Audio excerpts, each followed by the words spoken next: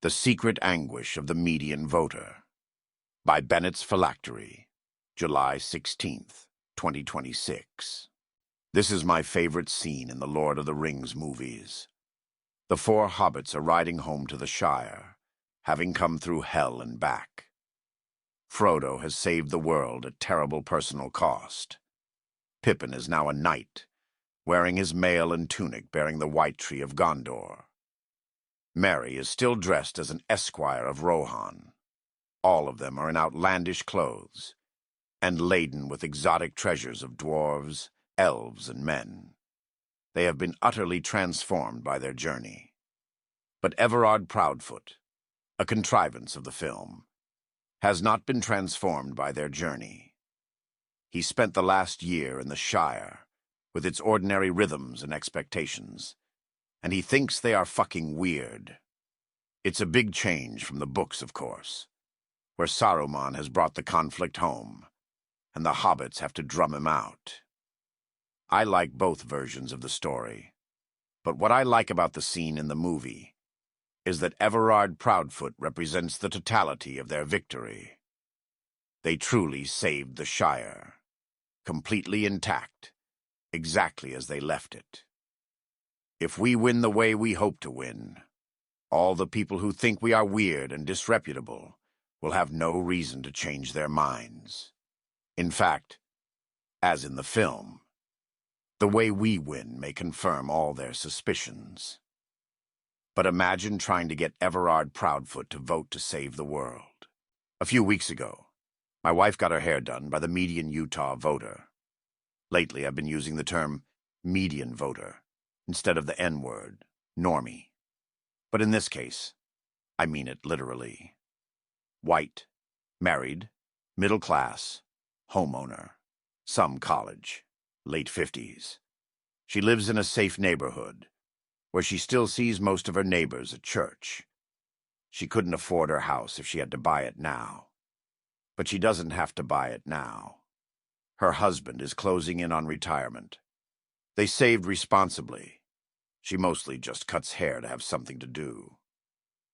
She's not political, except in the ambient sense that she watches the TV news sometimes, and feels bad about the things she's supposed to feel bad about. She doesn't like to see people being nasty to each other. She voted for Trump in 2020 and 2024, though probably not in 2016, because she's a conservative, but she doesn't like him personally. Or at least, she doesn't like the way he talks about people. When she sees Trump and Trump's surrogates being harsh and insulting on TV, she thinks about how she tries to treat people, the kind of people she meets in her real life, in her safe neighborhood. The Mexican guy who fixed her water heater was polite and efficient and gave her a good price. She did a service project for a refugee charity last Christmas, and seeing those families smile as they got their care packages made her feel really good. Nothing in her real life justifies being nasty or hurting people. You're not going to convince this woman of the big picture. There's no bar graph you can show her that will convince her that her neighborhood is dangerous. It isn't. Or that the contractor who installed her water heater is a threat. He isn't. Or that the refugees at the charity are about to make a fire with her beautiful oak door. They aren't. At least, not anytime soon. She lives in the real world. She touches grass. She isn't going to care about any of the stuff you care about until she sees it right in front of her physically. And by then, it will be way, way too late. Of course, her moral attention can be redirected parasocially, but not by you. Not in the totalizing way that activates a person politically. She's not going to update her worldview, which again, is very much wrapped up in her moral attitude toward dozens of real relationships in her real life. Because you showed her a meme, or a statistic, or even a lurid atrocity video. The state and national political system exist to keep this woman happy. Housing getting more affordable would be a source of stress, with very little upside for her. House prices going steadily up makes her feel cozy. Immigrants are clearly neutral to net positive in her personal, real life. She doesn't live in any of the places, or do any of the activities where they cause problems. She doesn't see how deportations help her in any material sense, but they definitely feel icky to see on television. She wants to hear that poor kids aren't hungry at school, and that teachers are earning a decent living, and that seniors, like her soon, are taken care of in their old age. And the impact of any of these questions on her taxes, as the middle-aged, middle-income median voter, are, by design, modest, diffuse, and difficult to trace. Utah has a particularly bad case, but all over the country. This is what democracy looks like. Appearances are well maintained, with a craftsman's concern for the taste of women and the elderly. How are you going to convince the person for whom the whole system is built that all is not well in Zion? Well, unprompted. While she was doing my wife's hair, the median voter gave us the answer. In her basement, Utah's median voter keeps 3 18-gallon roughneck storage totes full of toys. Her children are now in their 30s. One is gay. One is a 36-year-old email job professional, with no boyfriend and no serious prospects. One lives at home, intermittently employed. These toys have not been touched in 20 years, but she can't bear the thought of taking them to DI. That's Deseret Industries, Utah's Goodwill equivalent. She doesn't even have a niece or nephew who could take them. She is comfortable in all the ways that a liberal consumer society can make her comfortable, but simultaneously in such pain that it is surfacing unbidden with strangers at work. And she feels guilty about it, because she loves her children and does not want to burden them with her expectations. The feeling that they owe something to her, even after they are grown, and that she has ongoing obligations to them, is an emotional instinct that her generation has collectively denied and suppressed. She is not a liberal. She is not pretending to be happy about all this.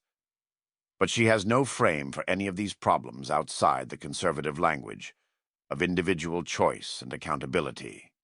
She made choices, and her children made choices, and here we are, barren. Much of her pain is no doubt rooted in the nagging feeling that this is all her fault somehow, though it's not obvious what she is supposed to have done differently. She made sure they all made it to church, etc. This is the sense in which the war has already come to the Shire. Faceless economic and cultural forces for which she has no name have salted her earth. She could trace the genealogy of her children's relationships, the particular friends and experiences at various state, quasi-state institutions that brought them to where they are. But she has no theory that metabolizes those experiences into questions of policy. But she knows it's increasingly impossible, by which we mean prohibitively difficult, undesirable at scale, to raise a family, even in happy, shiny Utah. She has watched her children struggle with the nakedly discriminatory credential mills and HR departments, and the impossibility of getting a mortgage. But for all this, there is the moral reflex to take responsibility. Just work harder, do better, tighten your belt, stop buying avocado toast, etc. The shattering of families into individual consumption units, inhabiting a common barracks. The breaking and commodification of the relationship between man and woman, parent and child, released a tremendous amount of economic and political energy. There was a powerful profit incentive to get conservative families of her generation thinking, or at least talking, as if loyalty was a vice, a sin against freedom and personal responsibility. If you enumerated all these economic and cultural obstacles to healthy family formation, she would likely nod along, but she sees them as something like bad weather, something that just happens, or maybe an aggregate of people just making bad choices, including painfully herself. She has no vocabulary to think of these things as policy decisions made by people with names and addresses. So here's my bet. I think the median voter actually cares deeply about her children and putative grandchildren. She is not callous. She is not excited to die broke in a cruise ship or high-end assisted living facility. She just needs to be convinced of the following. She is allowed to care whether her children succeed in raising healthy families. Far from being not her business. It is her only business. These questions are not purely moral or apolitical. It is not actually all her fault, or her children's fault. Her family did not get here because of inexplicable cultural weather patterns. It was the result of deliberate public policy decisions, which can be redecided. Malachi's prophecy, the seal at the end of the Old Testament, is literally true. Behold, I will send you Elijah the prophet before the coming of the great and dreadful day of the Lord. And he shall turn the heart of the fathers to the children, and the heart of the children to their fathers, lest I come and smite the earth with a curse. Malachi 4:5-6. If the median voters, the cozy Everard Proudfoots of the world, understand themselves as atomized individuals, they will never take action until the earth is smitten with a curse, and the barbarians are literally, physically at their doorstep.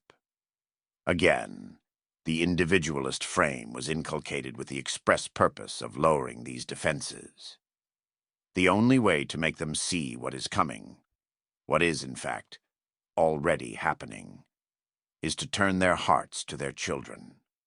This thesis is perhaps particularly acute in Utah, where the median voter is particularly materially comfortable and rhetorically primed to care about family.